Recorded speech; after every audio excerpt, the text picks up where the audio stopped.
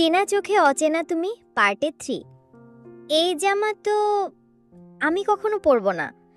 আপনার সাথে যখন আমার বিয়ে হয় তখন আপনার বয়স 17, এখন 15 বছর পর আপনার বয়স 32। এই 15 বছর নিশ্চিত আপনি একা নেই। আমি শিওর আপনি বিয়ে করেছিলেন, আর এগুলো আপনার বউয়ের জামা। আমি আমার সতীনের জামা কাপড় পরতে পারবে না, সরি, এত মহান আমি না। মায়ার এসব আজাইরা কথাবার্তা শুনল আরিফ। মায়ার এসব কথা শুনে এখন তার মনে হচ্ছে কষে মায়ের কানের নিচে একটা থাপ্পড় মারতে। আরিফ মায়ের দিকে রাগী দৃষ্টিতে তাকায়, গম্ভীর কণ্ঠে বলে, তোকে কে বলছে আমি বিয়ে করছি? কারো বলতে হবে কেন? আমি কি বুঝি না? আমার বয়স 23, আমি কোনো বাচ্চা মেয়ে না। ঘোড়ার ডিম বুঝিস তুই? আসছে নিজেকে 23 বছর বুড়ি দাবি করতে। এসব বিয়ে টিয়ে আমি কিছু করিনি। এক বিয়েতে বাংলাদেশ ছাড়তে হয়েছে, আর একটা বিয়ে করলে হয়তো পৃথিবী ছাড়তে হতো। তার মানে আপনি কোনো বিয়ে করেননি?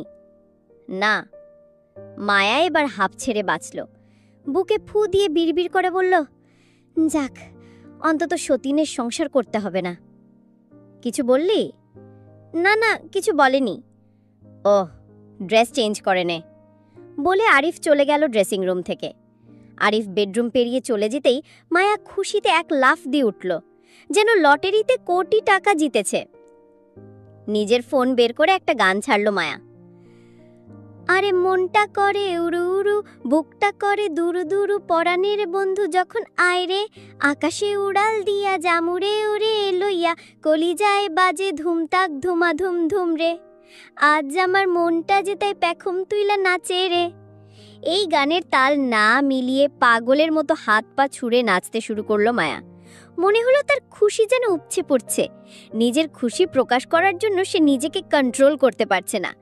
নিজের পাগলা ডান্স থামিয়ে মায়া উপরের দিকে 2 হাত তুলে চিৎকার করে বলে, আল্লাহ, আমি সফল, আই এম সাকসেস।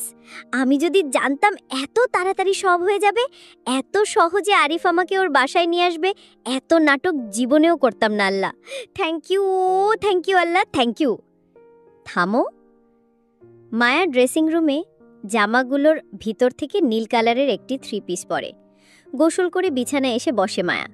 রুমের দিকে খেয়াল করলে দেখতে পায় এই রুমটিরও ফার্নিচার কালো রঙের, বিছানায় চাদর সহ সবই কালো রঙের। মায়া হঠাৎ ঠাস করে শুয়ে পড়ে বিছানায়। নরম বিছানা, একটু আরাম পেতে গা ছেড়ে দেয় তার।